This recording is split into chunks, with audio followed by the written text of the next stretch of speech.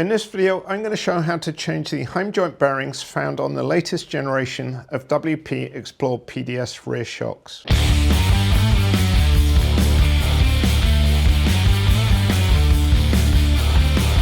This is the WP EXPLOR PDS rear shock off my 2024 KTM 300 EXC. You'll have the same shock if you have a 2024 or 2025 model XCW or EXC off-road bike. And what I'm going to be showing in the video is how to change the Heim joint bearing. So there's a bearing at the bottom and also at the top, exactly the same. The method is the same as well. And I'm going to be using the new Tokyo Offroad press tool to do this. I'll put a link in the description of the video in case you want to purchase one. And obviously the first step, if you want to change the bearings, is to remove the shock from the bike. With a PDS shock, it's super simple. Just takes a couple of minutes, just held in place with 2 bolts. Remove the bolts and you can pull the shock out. And before you start working on the shock, it's a good idea to clean it off, especially around any dirt around the bearing area where you're going to be working on. In this video, I'm going to be replacing the lower bearing, but the top bearing, exactly the same process. And I'm going to be doing all the work on the bench. I'm not going to be using a vise. If you do have a vise, it does help, but I wanted to show that all the work is possible just on the bench. The first step is to remove the seals. There's one on each side. These act as bushings as well. And you can use a punch and a hammer just to carefully remove them. So just tap and they should come out pretty easily as the first one. So I'll flip it over and remove the other side.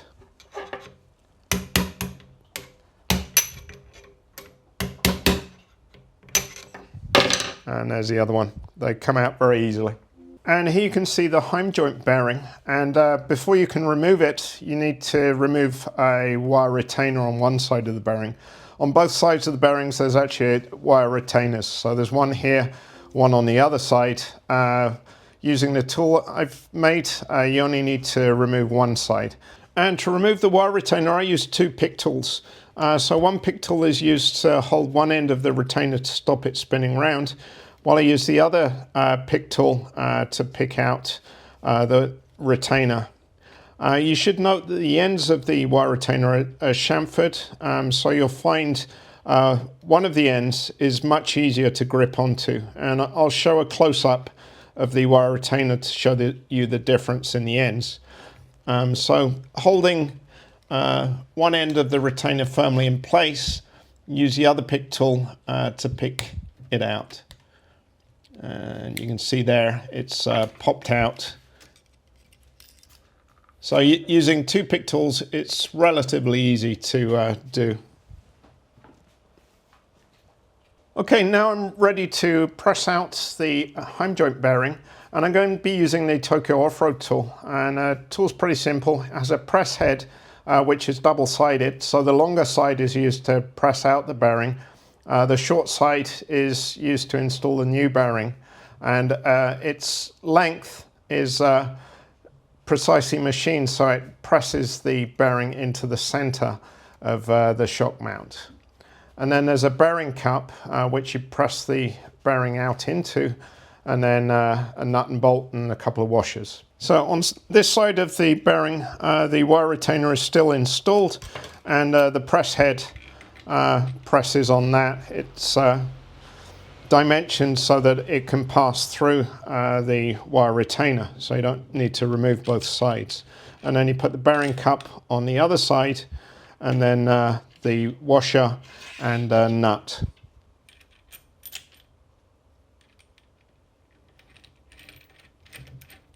And there you can see better the assembly of the tool to press out the bearing.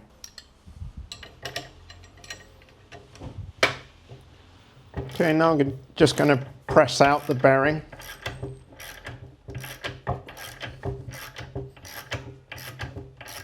It should press out relatively easily.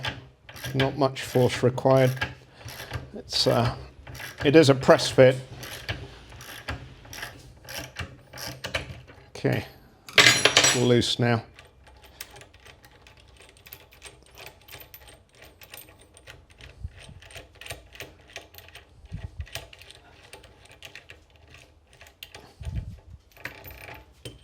And there you can see the bearing.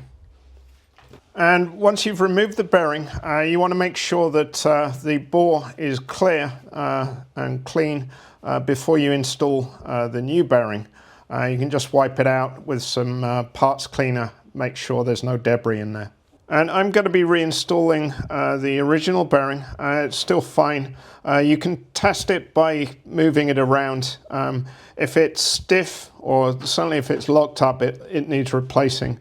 My bearing seems fine. It's not worn and it's not corroded. So I'm just going to reinstall this. And one thing to note when installing the bearing is that there's a chamfered side, non-chamfered side. When you install it, you want the chamfer going in first so it presses in more easily. I do not use any grease. One thing you can do, if you like, is to freeze the bearing, and that will shrink the outer dimension a little, and it'll press in more easily. But I don't find it necessary.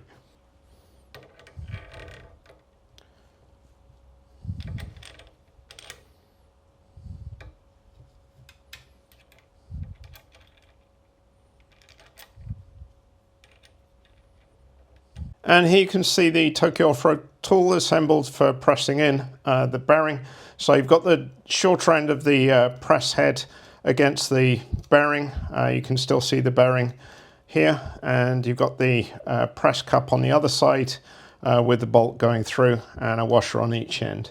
And then you simply press the press head in with the bearing until the press head stop touches the shock absorber body.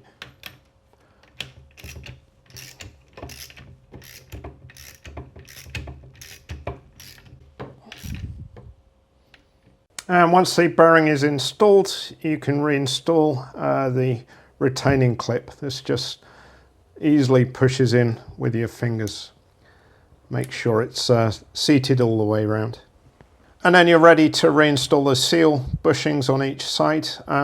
This type of Heim joint bearing has a PTFE coating and does not require lubrication, so you don't need to add any oil or grease. So the seals you should be able to just push in by hand.